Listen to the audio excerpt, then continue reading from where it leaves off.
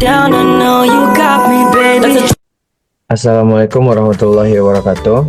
Di video kali ini saya akan membahas tentang pengujian hipotesis menggunakan aplikasi SPSS. Di sini saya sudah memiliki datanya. Langkah pertamanya itu kita akan mengcopy dulu data yang kita sudah miliki ini. Selanjutnya kita buka aplikasi SPSS.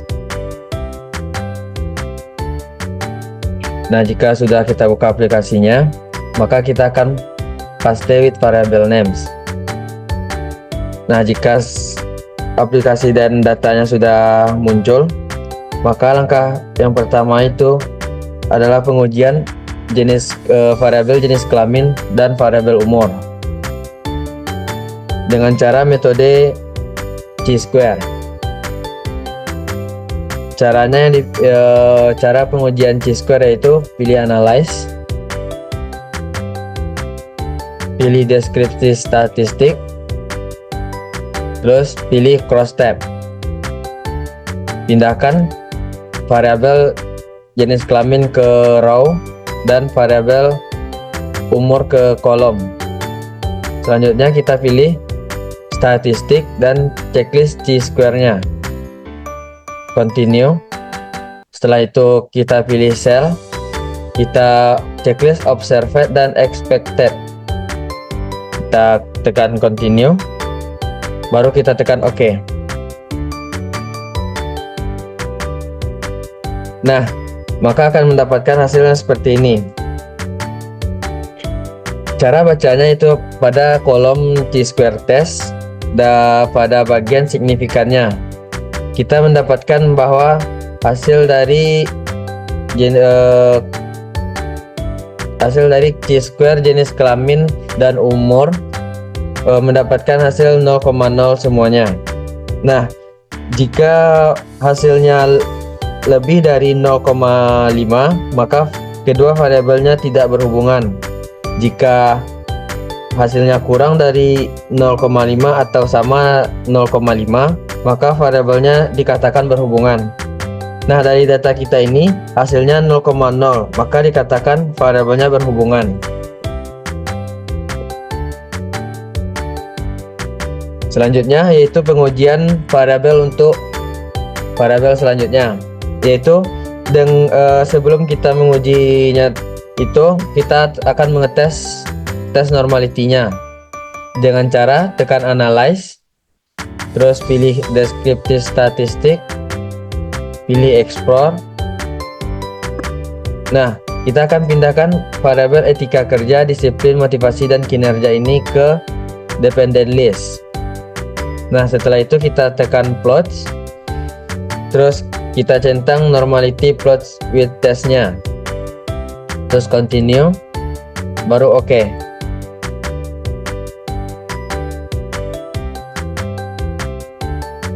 Nah, akan muncul data seperti ini. Kita scroll ke bawah. Nah, cara bacanya itu pada bagian test of normality-nya, pada bagian Shapiro-Wilk-nya. Karena data kita kurang dari 100, maka kita baca di Shapiro-Wilk. Jika data kita lebih dari 100, maka kita bacanya di signifikan bagian Kolmogorov-Smirnov. Nah, untuk data kita ini mendapatkan hasil untuk etika kerja yaitu sebesar 0,378, untuk data disiplin 0,00, motivasi 0,00, dan kinerja juga 0,00. Nah, maka dapat dikatakan bahwa etika kerja ini memiliki normality dari datanya itu dikatakan normal.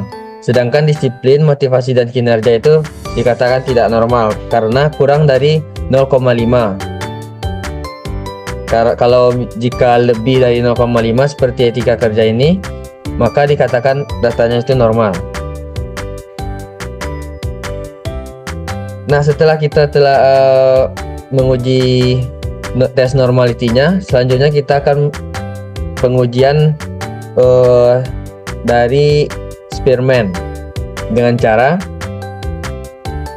tekan analyze, terus pilih correlate, pilih bivariate.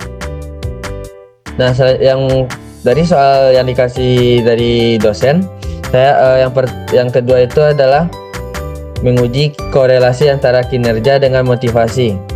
Kita pindahkan ke samping dulu.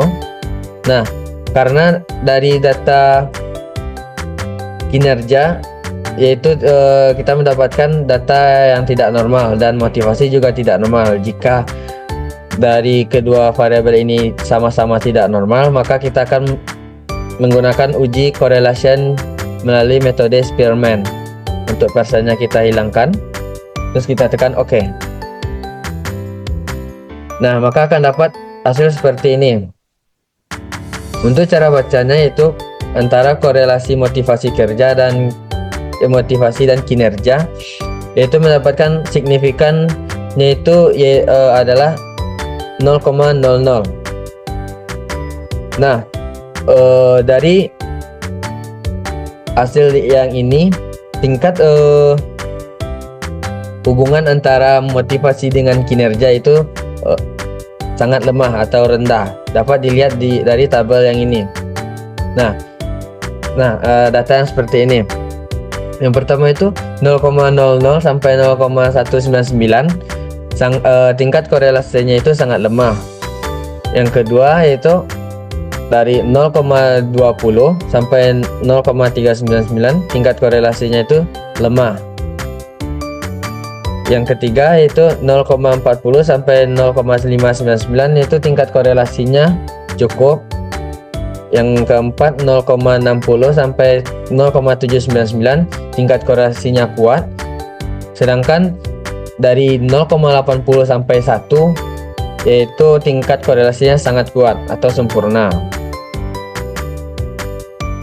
Nah, kita akan menguji variabel selanjutnya. Caranya sama seperti yang sebelumnya, yaitu tekan analyze,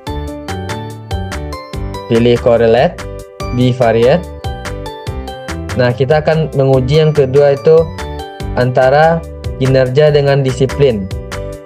Nah, karena dari data kita yang tadi, dari data tes normality, untuk disiplin juga hasilnya 0,00, maka dikatakan kedua datanya tidak normal.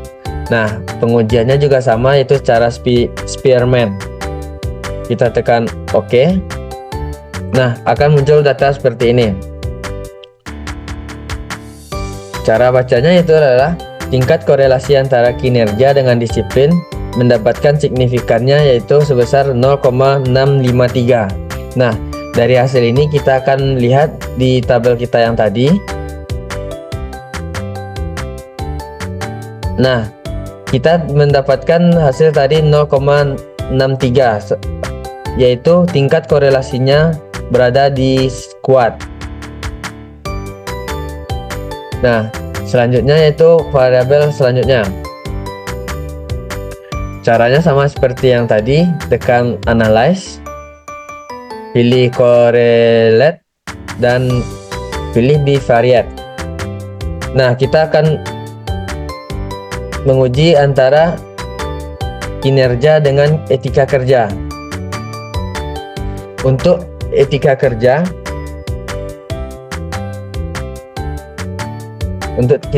kerja, kita mendapatkan hasil 0,378 di tes normality-nya.